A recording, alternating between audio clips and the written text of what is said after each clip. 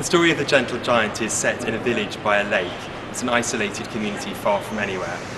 People of the community rely on the lake for their livelihoods. They fish there, but at the time of our story, the fish aren't biting, so they're all rather suffering from it. There is a complete lack of fish. The fish have run out, and everyone's blaming the giant who lives on an island in the middle of the lake.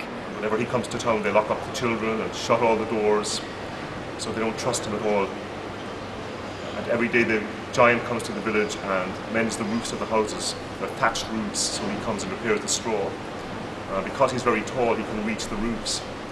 So they leave scraps of food for him. That's how he survives. In the village there is another man who we've chosen to call Connor, and his wife died some years before.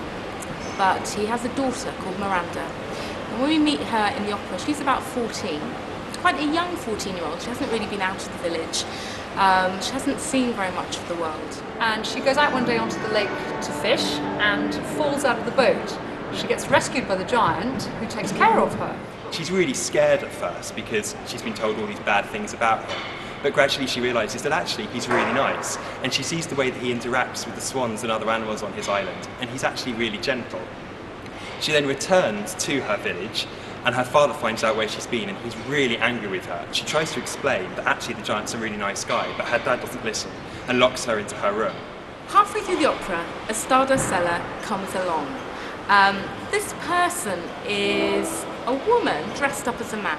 The salesman tells them that the stardust will bring the fish back to the lake.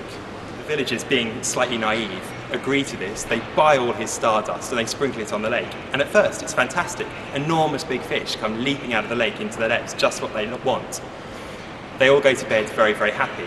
But then during the night there's a big storm, and all the roofs are blown off their houses, so there's massive devastation in the village. They realise that it's killed the lake and it's covered in green slime and everything's dying, all the wildlife and the swans and the fish.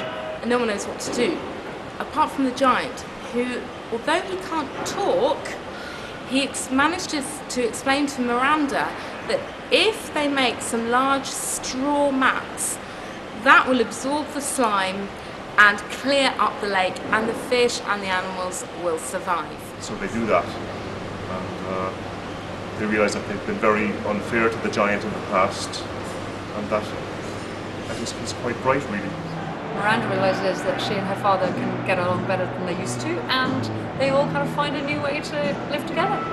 Although the question I'm interested in is whether Miranda decides she's going to stay and spend the rest of her life in the village, or whether she's actually, having got to the island and seen something else, she's actually going to go out into the world and, form a new life for herself away from her father.